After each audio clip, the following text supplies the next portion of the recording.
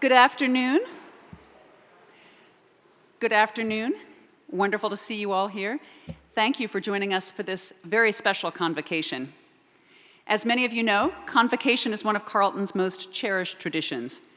It's a sign of our commitment to intellectual inquiry and community that we make space in our busy academic calendar on a weekly basis for important talks by distinguished speakers. Today's convocation forms the keynote academic event during a week of celebration and community in honor of my inauguration as Carleton's 12th president. In selecting a speaker for today, we sought a renowned speaker whose work speaks to a range of issues of particular interest and relevance to the Carleton community at this moment in time.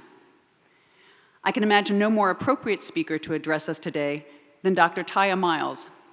Dr. Miles, who is joining us via Zoom today, is Professor of History and Radcliffe Alumni Professor at the Radcliffe Institute for Advanced Studies at Harvard University.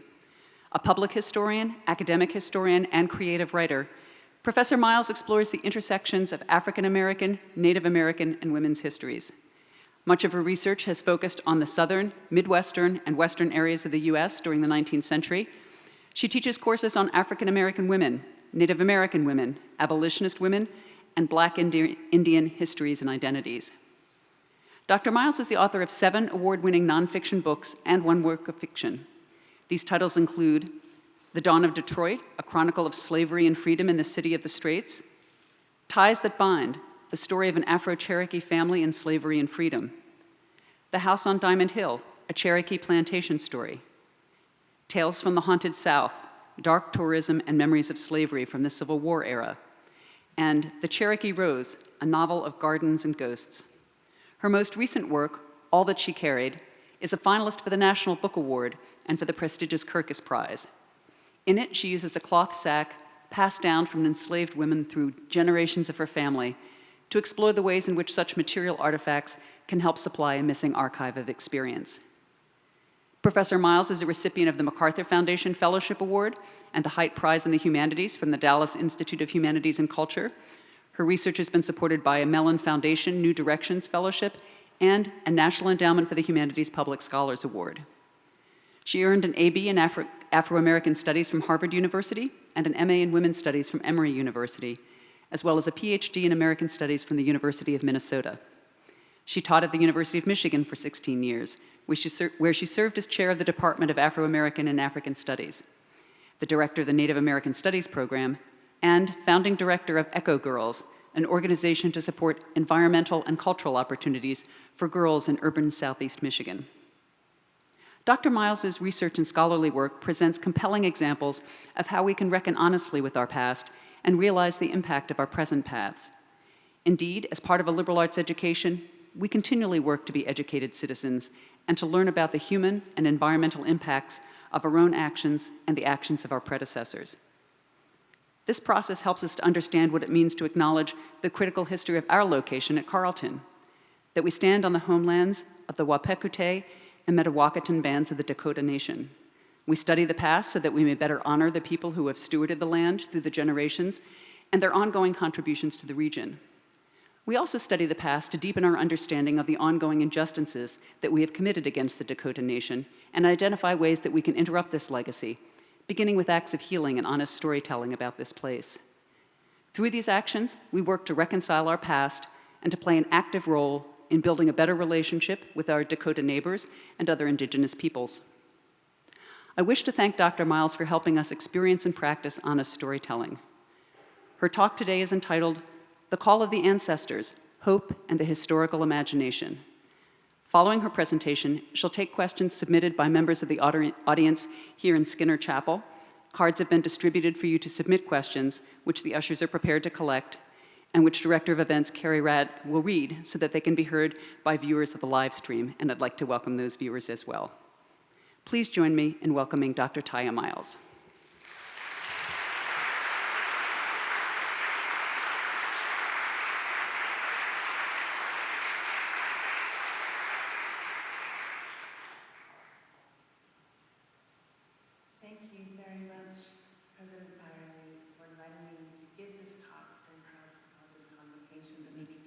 It was quite an honor to receive an invitation personally from you.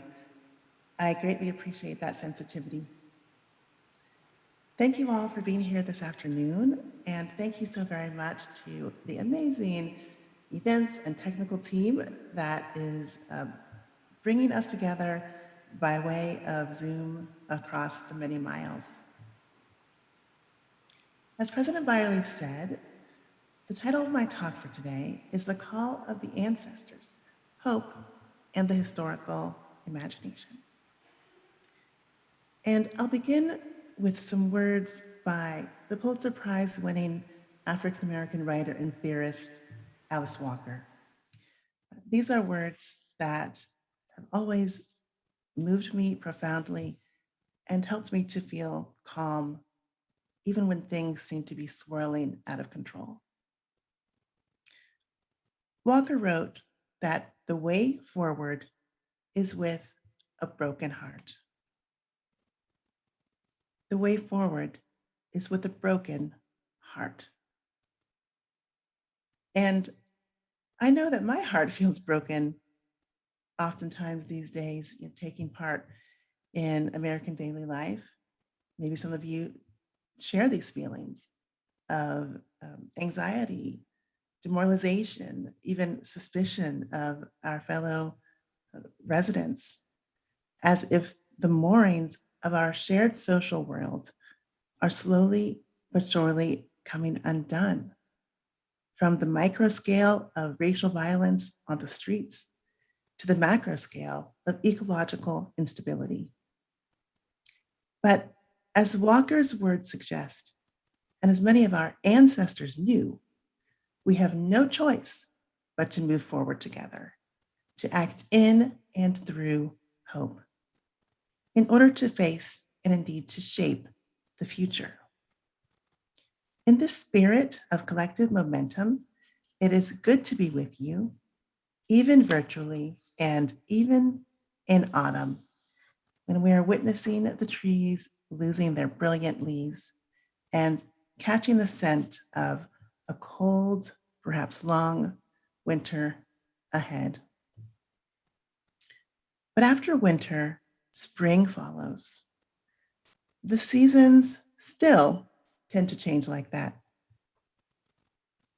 So in the time that we have together today, my plan is to share something of my theory of the work of doing history and the important psychological and cultural effects that historical engagement has. To point out the challenges inherent in conducting historical research on marginalized groups, and to highlight a handful of women, our abolitionist ancestors, whose actions in the past can guide and inspire us today. So I've been given 35 minutes to cover this material by our wonderful event planners, and I'm going to do my best not to exceed this amount of time by very much, and then to shift into our discussion period. At a moment like this, difficult and disorienting, when a deadly virus still looms, racial divisions and abuses continue, and our political system seems poised to break down, we need to be reminded of this fundamental fact of history. Societies, like seasons, can change, and people of hope play a role in that change.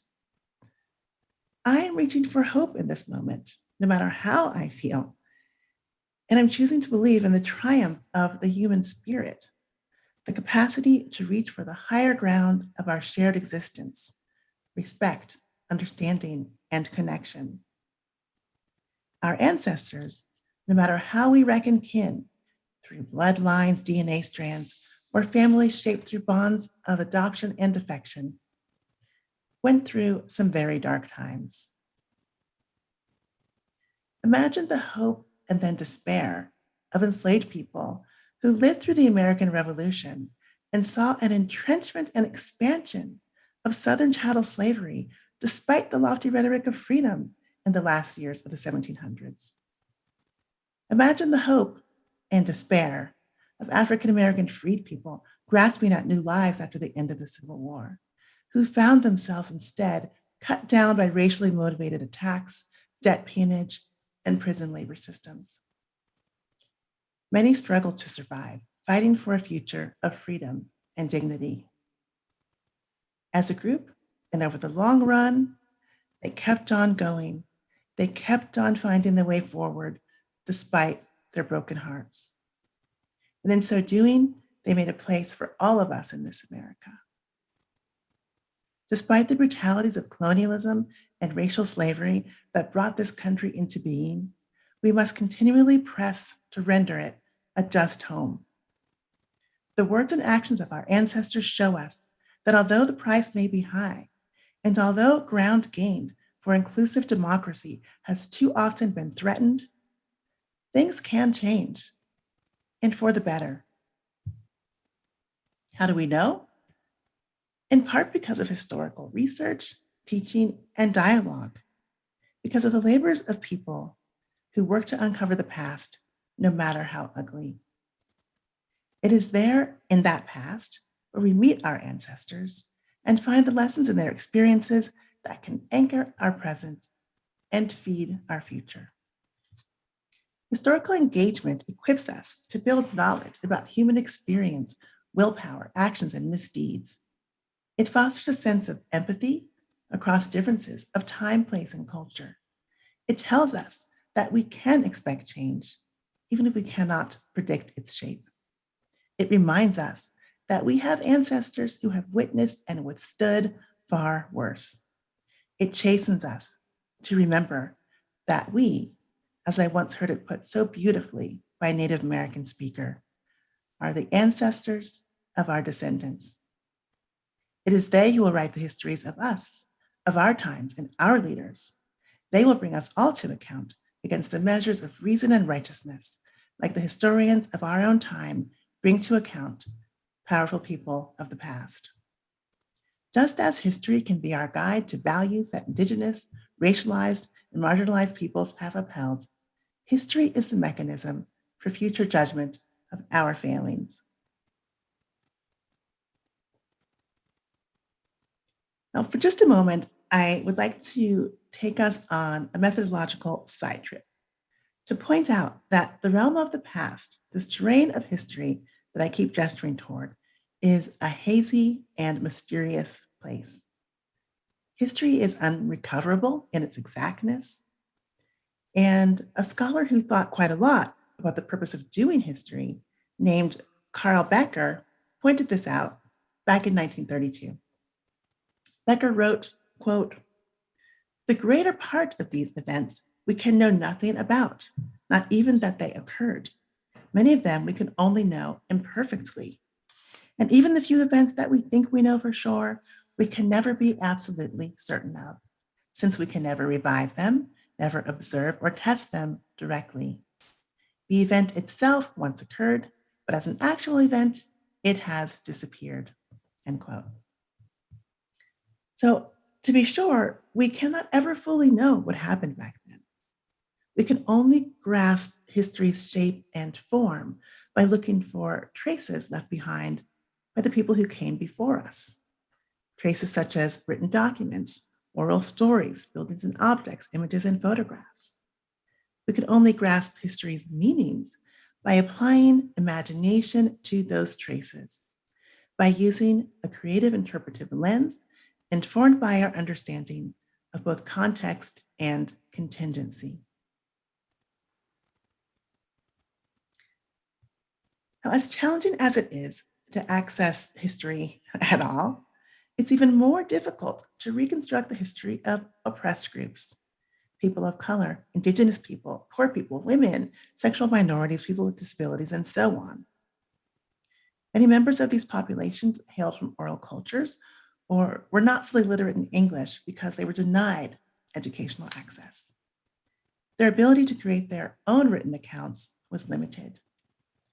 And neither were they the primary focus of official record keepers or of historians.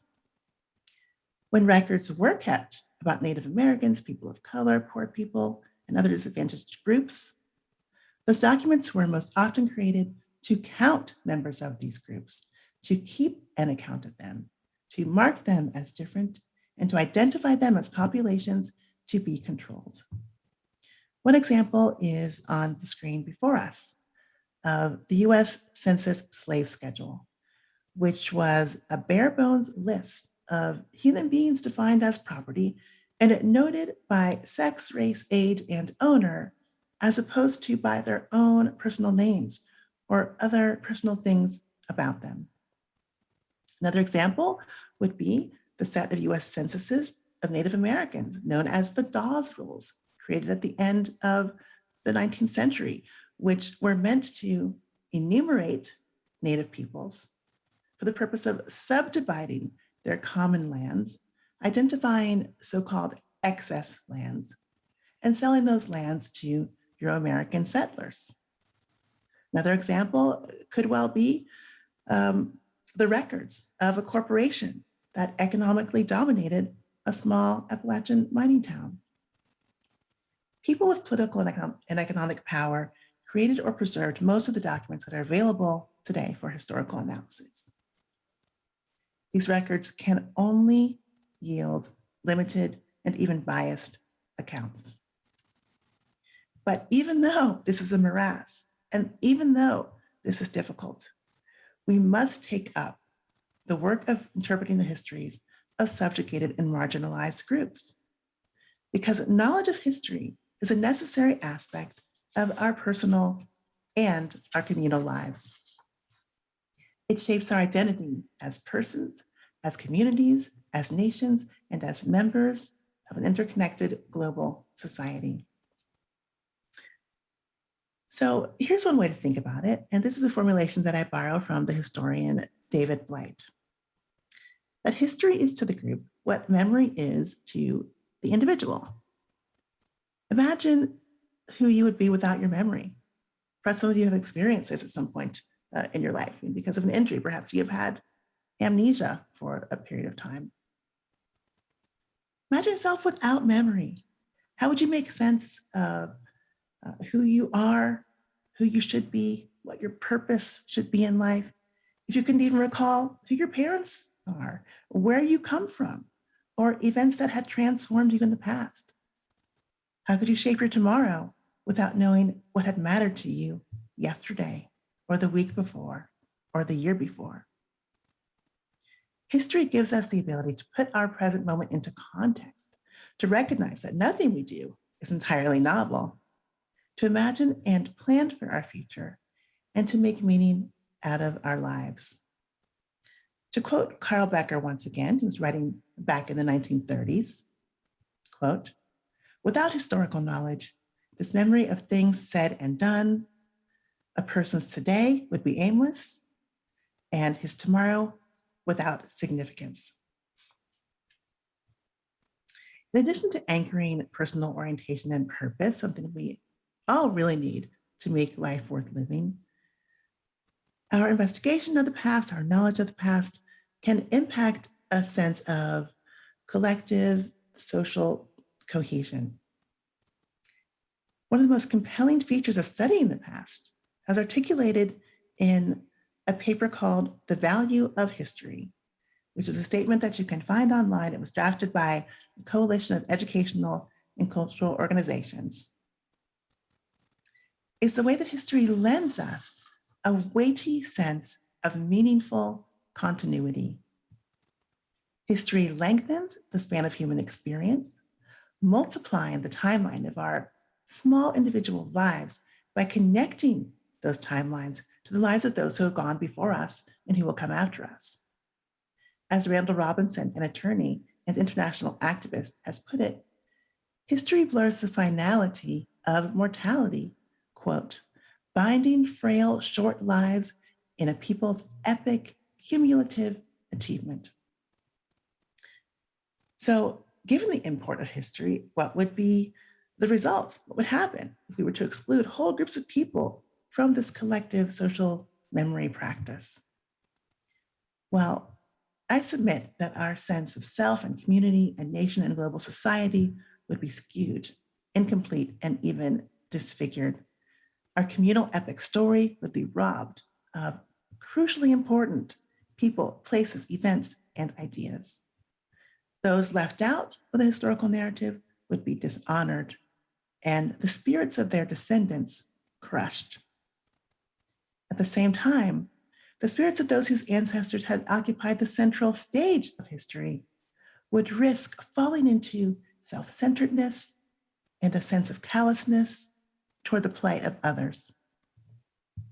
Our visions for future potential would shrink, and we could be poised to reproduce, perhaps in creatively cruel ways fueled by technological advances, the injustices of the past.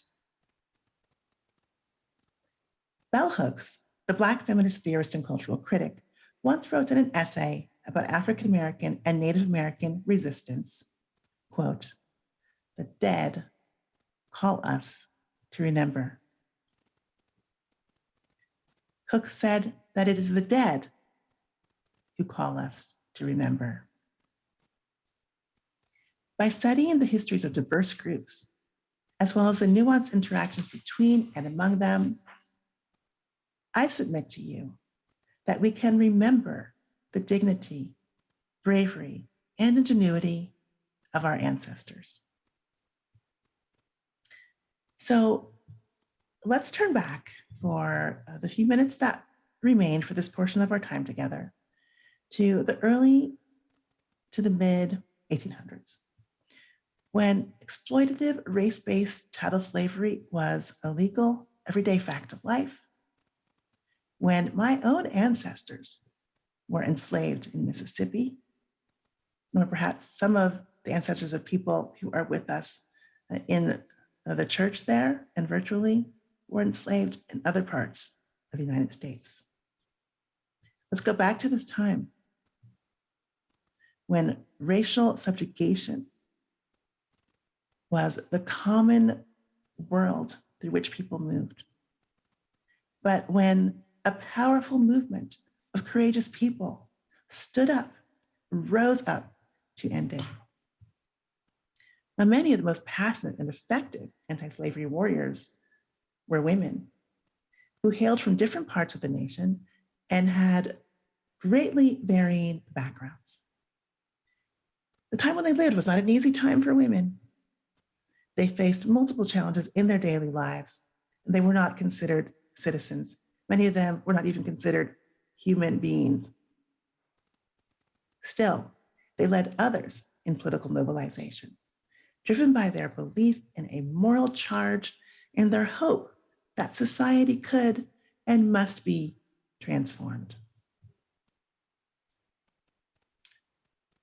So now I'm going to share with you some short biographies of a few of these women.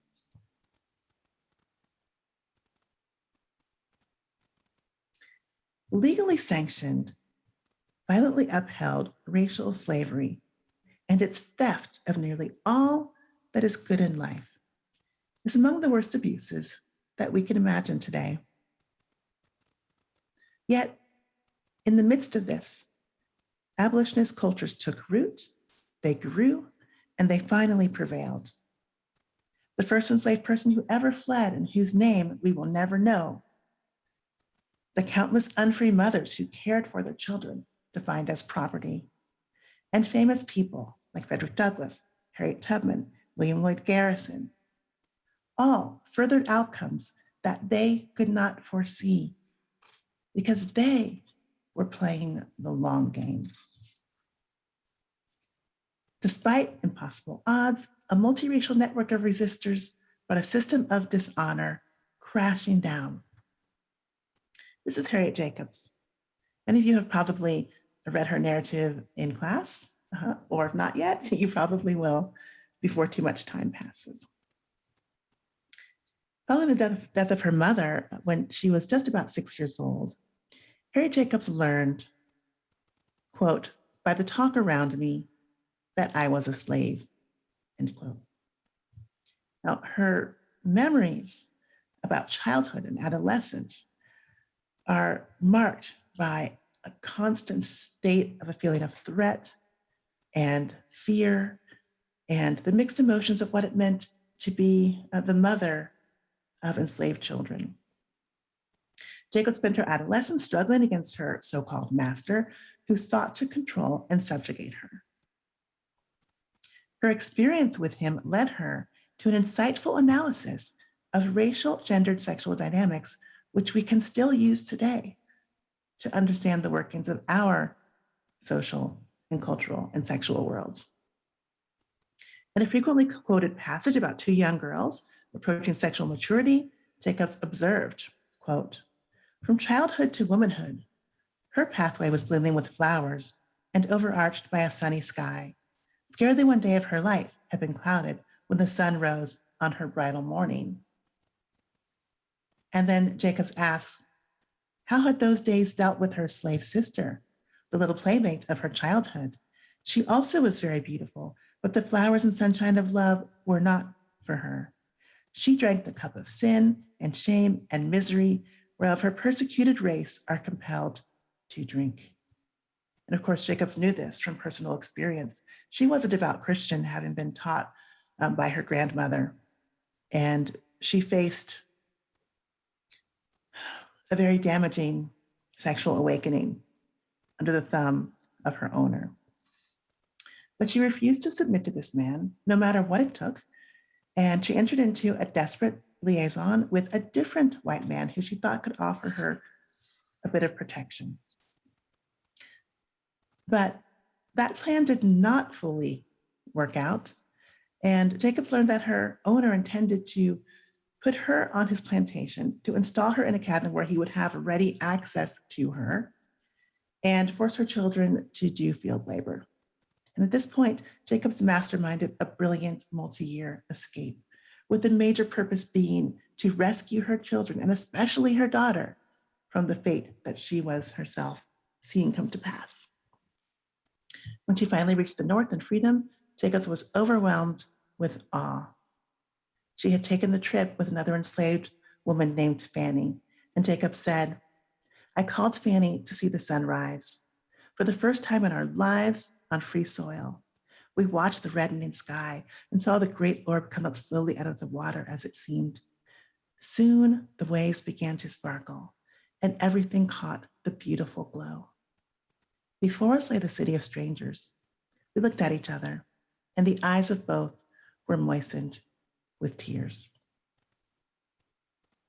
But a cloud would soon overshadow Jacob's joy, because she learned that even in the North, society was rife with racial prejudice and economic hardship. And she knew that Black women were still facing tyranny in the South. So while working as a domestic servant, she committed herself to the cause of freeing other Black women and bringing an end to slavery. Her narrative, one version of which you see on the screen, and from which we have read these passages, was her attempt to rally white Christian women of the North to the cause. Through this work, Jacobs strengthened a network of politicized women who fought tirelessly, applying their various talents of writing, organizing, sewing, cooking, and friendship making.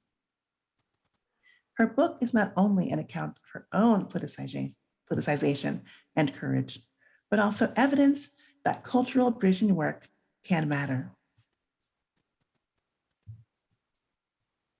Here's Harriet Tubman. And Harriet Tubman said to an interviewer in Canada about her experience of enslavement, quote, "I grew up like a neglected weed, ignorant of liberty, having no experience of it." Tubman did in fact have an incredibly trying childhood. By the time she was born to her parents, Rit Green and Ben Ross, the family had already lost 2 daughters to the slave market. Tubman grew up terrified that she would be snatched away and sold, or that her siblings would be snatched away and sold.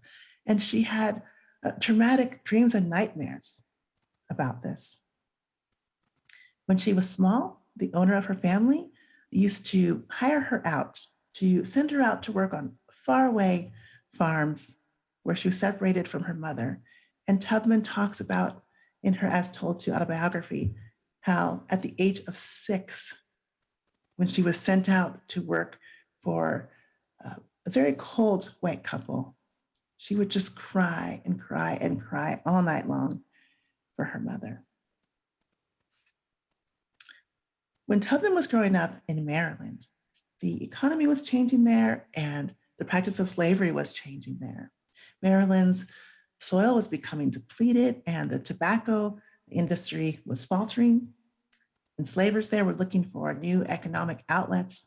And one outlet they saw was the opportunity not only to hire people out, as Tubman had experienced, but also to sell people down into the Deep South, where cotton agriculture was expanding on lands that were being stripped away from Native American nations during the period known as Indian removal, but a period that we should, as the historian Claudio Sant points out, remember instead as a moment of exile and even ethnic cleansing.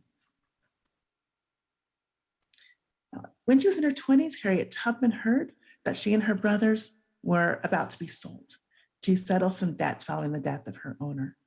And so at this time, she decided that she had to run. It's actually around this season, right now, it was October of 1849, when Harriet Tubman ran away following the North Star to Philadelphia. And she was assisted in this escape by Black helpers, including members of her own family, as well as white women and men from Maryland and in Pennsylvania. When Tubman crossed into Pennsylvania, she expressed her joy in words quite like Harriet Jacobs. Tubman says about that moment, "I was free. There was such a glory over everything. The sun came like gold through the trees and over the fields, and I felt like I was in heaven."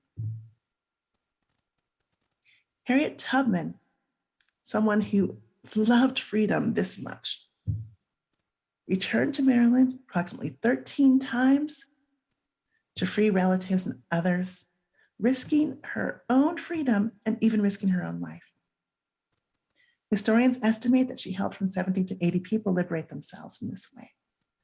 And according to existing accounts, neither she nor her co-travelers, including infants and children, were ever recaptured during these journeys. Before the Civil War, Tubman became an ardent speaker, urging the destruction of slavery. And her remarkable success as both a person who guided people through those treacherous woods and also as a public speaker depended on a number of factors: her striking intelligence, her unparalleled daring, but also the existence of a secret underground network of dedicated activists.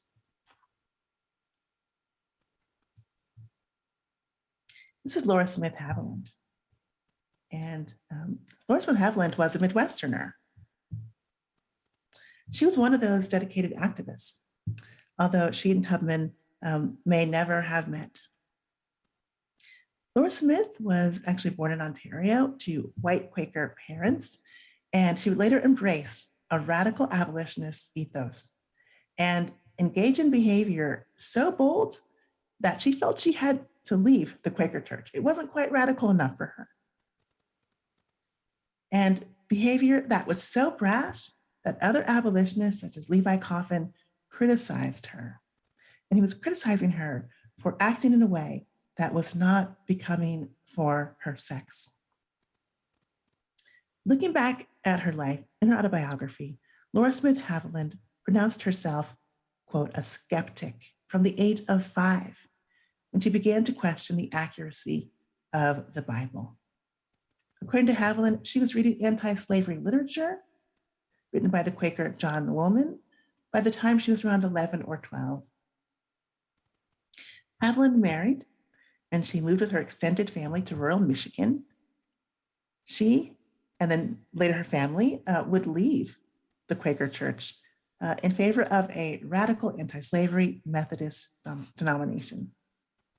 And after the loss of her husband, her parents, and her youngest child to an epidemic, a devastating loss, she became a full-time activist on the Underground Railroad in Michigan, Ohio, Kentucky, and Ontario. She accompanied people who were seeking their own freedom on their treks from the Great Lakes into Canada. She organized schools for survivors of slavery. She hid runaways from their enslavers. She welcomed Black families onto her farm in independent living arrangements. And in the 1840s and 50s and up to the Civil War, she dedicated herself to assisting enslaved people to the extent that she left her own children back at home on that farm in Michigan in the care of others so that she could travel for months and even nearly years at a time. Once in her travels, she went south to try to help an enslaved woman take her freedom by crossing the Ohio River. And although that effort failed, it set Haviland apart as the only white woman that we know of who organized her own rescue attempt. So now I'll move into a final example, which is really a segue into a conclusion. This is Angelina Grimme. And she did not mature into the demure Southern lady that her wealthy slaveholding parents expect. Instead, motivated by racial violence that she witnessed on her own family's South Carolina plantation, and by her Christian conviction, and her avid reading of abolitionist literature, Grimme became an outspoken critic of slave society. In October of 1835, following an attack on abolitionist organizers in Boston, Grimme insisted to William Lloyd Garrison in a letter that was later published in The Liberator, quote, "The ground upon which you stand is a holy ground. Never, never surrender it." To Grimme and fellow white abolitionists who had waged a war of ideas against slavery for decades, the 1830s looked grim. For enslaved Blacks, fugitives from slavery, and free Black activists who knew most viscerally and intimately what it meant to be classed as chattel and relegated beyond citizenship, the 1830s were a desperate time layered on top of cruel centuries. Southern states were retrenching their title system. Slavery was spreading westward. Midwestern states were banning or restricting free Blacks from residency. Congress passed national legislation demanding the return of enslaved runaways, and the Supreme Court itself in the 1850s would decide that Black people were not deserving of respect under the law. Still, these women's movement for abolition won the day, and although the struggles for racial and gender justice continue, legalized slavery was crushed, due in part to their efforts. So these are likewise gloomy times that we find ourselves in. Disease, division, violence, and climate change all shroud us like shadows. But the past can serve as a looking glass in moments like these, reflecting faint glimmers of light from previous thought and action, and assuring us that we are not the first to face threats to democracy amid unprecedented adversity and instability. History, by which I mean the content of the past, as well as the earnest but incomplete efforts we make to reconstruct it, aids our endeavor to understand and respond to the present by unmasking what manner of fallible and even brutal beings we humans can be, and revealing exemplars whose courage and honor we can strive to emulate. Reckoning with the history of this country makes immediately plain the enormity of our wrongs. We see just how culpable our predecessors are for advocating and enacting crimes against humanity, from the genocide and land seizure of Native Americans to the enslavement of Indigenous and African people, to the exclusion and exploitation of poor immigrant laborers from China, Ireland, Mexico, and the list goes on. We also see the contradictions that characterize these wrongful actions, as well as the contestations embodied in mass uprisings that became the abolitionist, suffrage, labor rights, civil rights, Indigenous rights, women's, LGBTQ movements to force the nation into pursuit of fairness. Facing history will not shield us from error or conflict. Neither does turning a blind eye make history's blemishes disappear. But engaging openly with the past encourages us to regard one another as joint strivers in a long-term collective enterprise. The building of cultures and societies that respect the right to good lives for everyone. Angelina Grimme wrote the following in her anti-slavery appeal to Southern Christian women, quote, "Why have I thus been endeavoring to lead you through the history of more than 3,000 years? To arouse you as the wives and mothers, the daughters and sisters of the South, to a sense of your duty as women." Grimme sought to awaken in her readers a moral conviction that studying the past can ignite. Her appeal was met with criticism, and she and her sister, Sarah Grimme, were exiled by their compatriots. Yet, we know from the stories of Jacobs and Tubman that white women of the South, including those who enslaved others, sometimes played crucial roles in Black women's escapes. We cannot wish away our political differences any more than antebellum women could. But that does not bar any of us from acting in the hope of a better tomorrow. Although we see strife in the public square, we can still meet on the bridge of history, respecting our shared responsibility to bear up this radical national experiment in liberty and democracy. Here are some quotations for us to take away. The dead cause to remember. And we are here today because of something someone did before we came. Finally, armed with hope, you can move on to the most important step of all, act. I'd like to congratulate President Allison Barley and wish her all the best as she leads Carleton College. I hope in the tradition of these women that we've just learned about, who cared for and changed our world. Thank you so very much for your attention.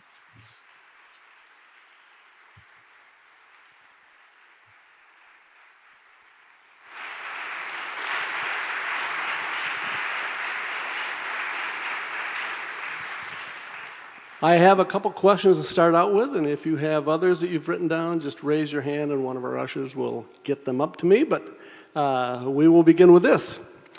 Earlier you spoke about how history is memory, and memory shapes who we are. You also spoke about how challenging yet important it is to conduct historical research on marginalized groups. How do you think the less ubiquitous availability of primary accounts of enslaved individuals' history, or even memory, has shaped the psyche of their descendants?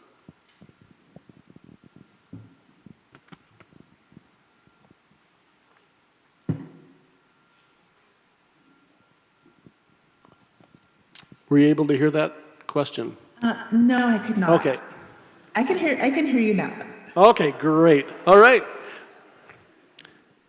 Earlier you spoke about how history is memory and memory shapes who we are.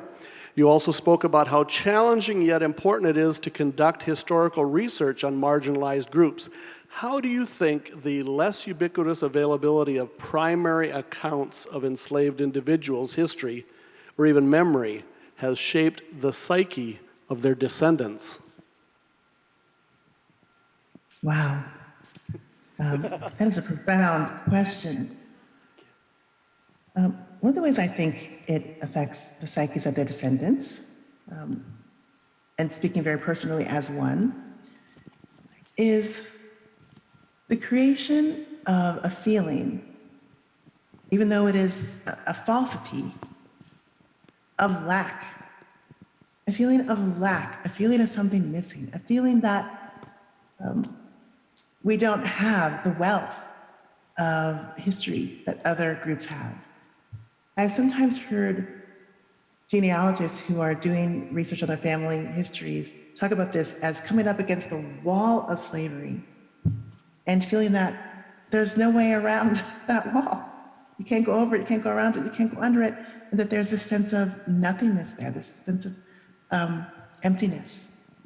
And that is dangerous, because we need to feel full. We need to feel connected with the people who came before. I've just made a very, very long point about this. And I think that helps us to consciously prepare the way for the people who come after. It is a real problem, because of course, those of us who are descended from the enslaved are not lacking in history. Enslaved people were not lacking in history. Rather, it is we who are attempting to reconstruct history and who are ignoring them, who are lacking in creativity. How do you reconcile the role of the individual versus that of the community in events of collective liberative action? And beyond this, what are your thoughts on historical savior narratives of an individual, often a man, taking leadership over a group?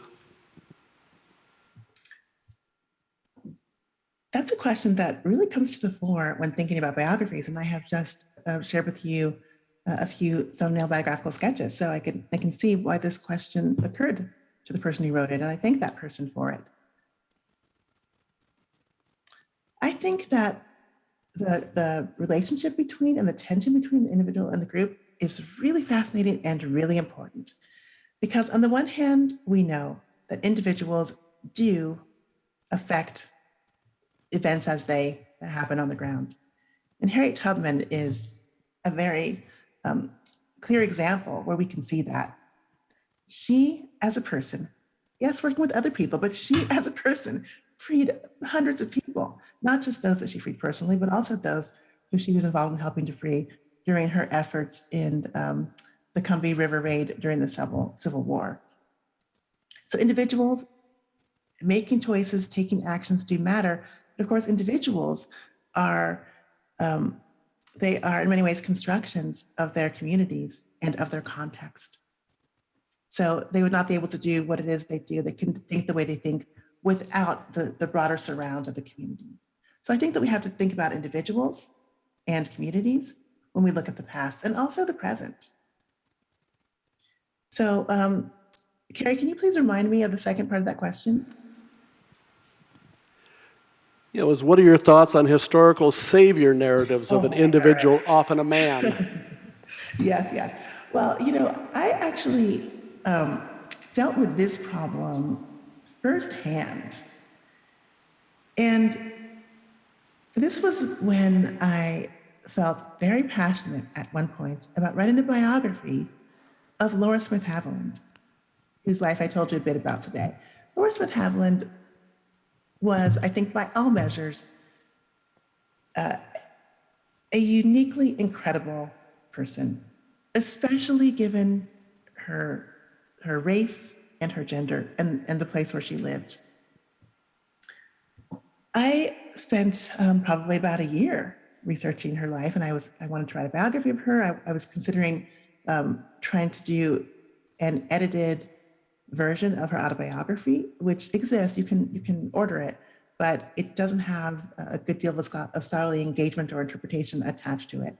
I actually came across diaries of hers in a small historical society that I had never seen anyone quote from before. And of course, this is sort of the dream of a historical scholar, to find a new source. And yet, when I sat down with my materials and with my thoughts and with the knowledge of this problem that the questioner has laid out, that our society tends to gravitate toward these narratives, I felt that that was not the book I should be writing at that time. Laura Smith Haviland, I really can't say enough about her. Even though if we had time, I would bring in some critiques of the ways in which she talks about poor Irish people that she interacted with, but we'll leave that to the side for now. I can't say enough about her courage and about what she sacrificed and about her conviction. And yet, we didn't necessarily need, at that time, in my view, another narrative that was focused on highlighting the personality and the personal history of a white Quaker Underground Railroad activist. Now, she was a woman, and that is different, but still, she fit a profile that we're so familiar with, that we've been reading about since Uncle Tom's Cabin was published. And that kind of profile has had the effect of crowding out so many other stories, of crowding out the reality of Black people's own labor to free themselves and to free others. And so I made the choice to not participate in that kind of a savior narrative. I will say though that I think there might be times and there might be places when just that kind of narrative could be relevant and could be helpful. It may be that that Quakers today, I mean, Haviland actually went back to becoming a Quaker in elder age, that Quakers today, that white Protestants today would feel inspired by her story and would see different ways to think about current political issues through the lens of her actions. And maybe a biography should be written targeted toward that particular kind of audience. So there can be reasons for it, there can be uses for it, but I think in general, we would do well to be aware of the kinds of narratives that our culture produces and tends to embrace, and to try to work to create different narratives. What are the challenges of writing about history when the source material available is anecdotal? Another great question. Well, anecdotal is an interesting word because I think the questioner is talking about information that is story-based, that may come to us casually, that we can't necessarily corroborate, but it could be possible that that word could be used to pigeonhole and even to disparage the kinds of knowledge that historically oppressed people have come by and shared and have preserved. So I don't think the questioner meant it this way, but I'm saying that it's possible that we could say, oh, that's just anecdotal. But really, it was an oral history passed down in a Native American family, perhaps a Dakota family, perhaps an Odawa family, over generations. It was not anecdote, but rather was oral tradition. So that's my first response to that question. But I also say that, yes, sometimes we come across information that is not fully reliable, or it's truncated. We know that we're missing important parts of it, or we can't put it into any kind of pattern or shape that makes sense with other information that we have. And those kinds of informational bits, really can be challenging to work with.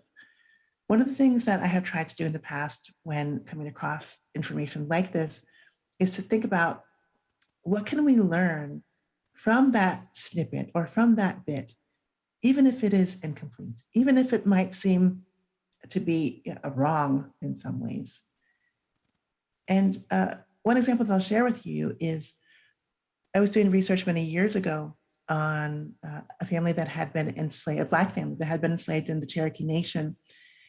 And a descendant of that family, who I had the honor and the privilege of interviewing, and who was speaking to me on behalf of elders in her family, said that her great aunt told her to tell me that her family was never enslaved. They were always free. They were, in fact, free members of this Native American family, and they were cherished and loved by the Cherokee people. Well, this was a family story that was very important to them. It was diametrically opposed to all other evidence that I found about this family, including in other oral histories. But instead of putting this information to the side, I tried to think about, but what does it tell us? What can it show us? And one idea that I arrived at is, it shows us the ways in which African Americans today, Afro-Native people today, feel that slavery was such an affront to pride and dignity that we/they want to separate ourselves from it. And that separation can take many forms, such as disavowing something that all evidence suggests took place to, not in this moment that we're speaking in, but not very long ago, some decades ago, kept Black people out of the theaters when Oprah Winfrey's version of Beloved came to the big screen.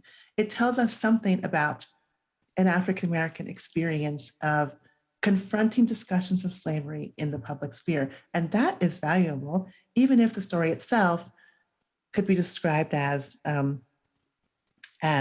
historically inaccurate in terms of the way it measures up to or lines up with other evidence.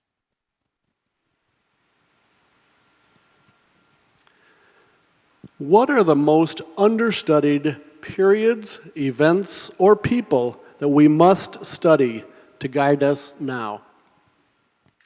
Oh, to guide us now. So you added a really interesting conclusion to that question. Because what I would have said immediately before I listened to the whole question would have been, the earlier we go back in time, and right now I'm talking about US history, the less we know. And so, for example, finding out information and experiences about enslaved indigenous people in this country is very difficult, because we have to go back a century and more prior to African American enslavement, and we have to rely on sources that for this period in time, meaning the 16th century, the 17th century, are quite scattered. Later on, records about Native Americans will become quite detailed because the American nation state finds it to be in its interest to keep careful watch over Native people. But early on, this wasn't the case. So that's how I would have answered your question until I heard the end. So you said for today.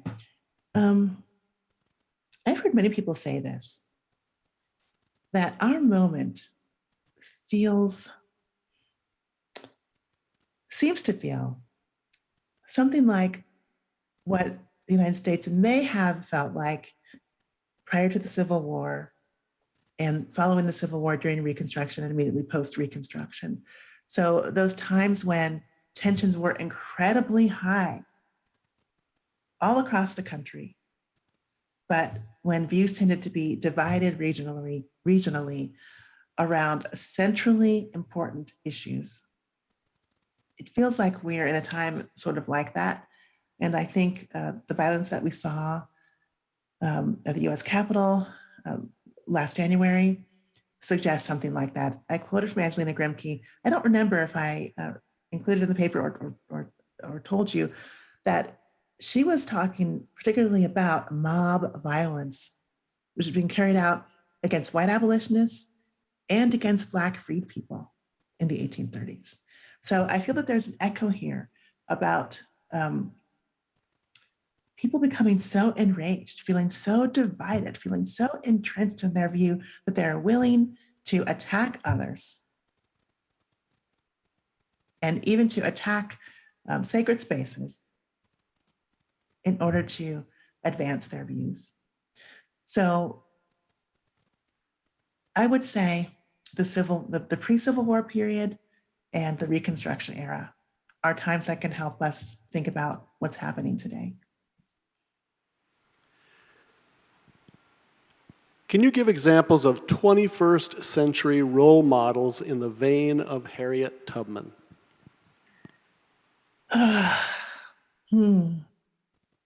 Well, I was on a panel not very long ago.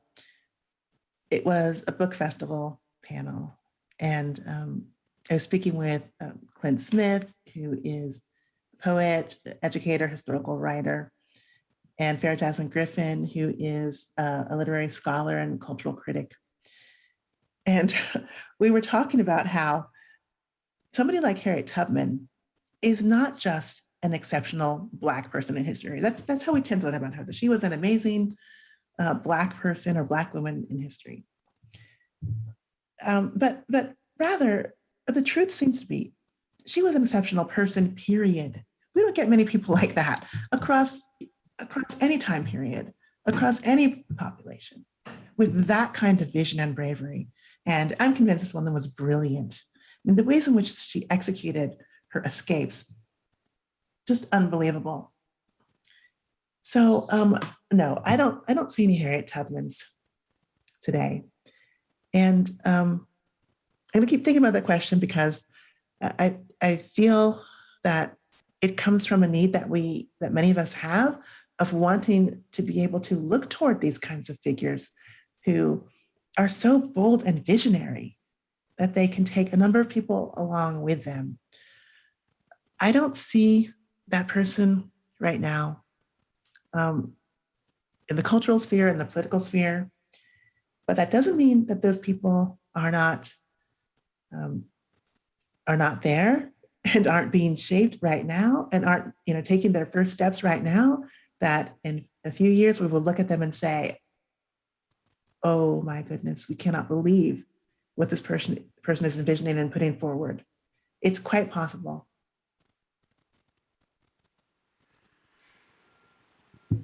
How do we share history that needs to be told, such as eugenics, genocide, prejudice, to those who don't want to listen? Mm-hmm. Such an important question.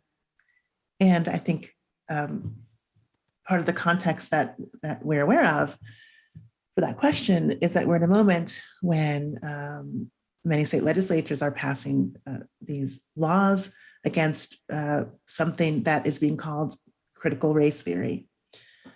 And when there is just a heightened sense of defensiveness and suspicion among, I think, many parents out there about what is being taught in our schools, from elementary school all the way up to the college level. This is sort of a place, this question is a place where I feel I should swing back to the question about the savior narrative, because my response to it is, I think that we need to adjust our stories and our styles of communication so that we can fit them to the need, to the person, to the group, to the time. Not every person is going to be moved by the story of a Harriet Tubman. And this is actually why I included the range of people that I did include in my talk today. So I think that we as researchers, writers, educators, people who care about the past, need to do the work of trying to think about the ways in which we can present material so that we don't encourage doors to be slammed right in front of us the moment we open our mouths. And I think that means doing something that's very difficult, and I am not good at it. And that would be trying to actually see if we can come some way, some portion down the road of understanding the perspective of the people that we wish to speak to. So for people who don't want to hear about eugenics, or I read this in an article recently about perhaps a school board member, I believe it was, who was saying that a teacher had to present an opposing view to the Holocaust. How do you talk to someone who thinks that there is an opposing view about the fact of the Holocaust and the horror of the Holocaust? How on earth do we begin to approach these kinds of conversations? Well, I think that we do need to do the work of trying to understand what is that person's standpoint, what is that person's motivation, what does that person need to get from the past? There's got to be a reason why that person or that group is so closed to discussing these topics. What's the reason? Is there a fear there? Is there a fear that we can try to understand and address?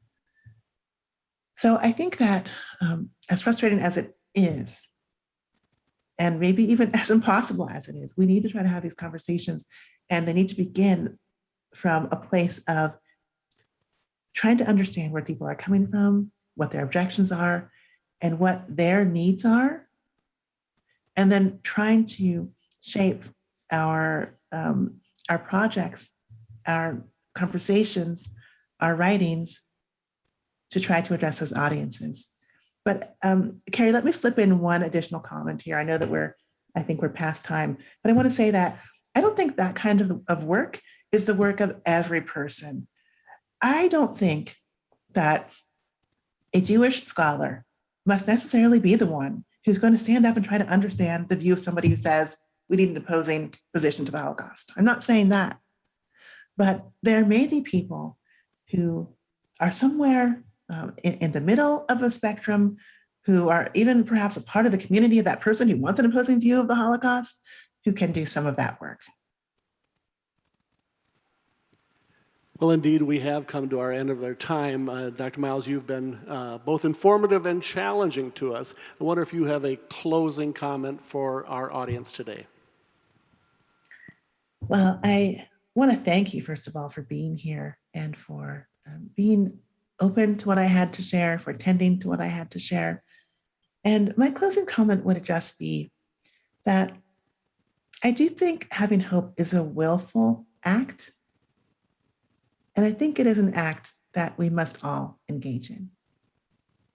Thanks so much, everyone. Thank you, President Barley, again for the invitation. Thank you, and this concludes our convocation. Thank you for coming.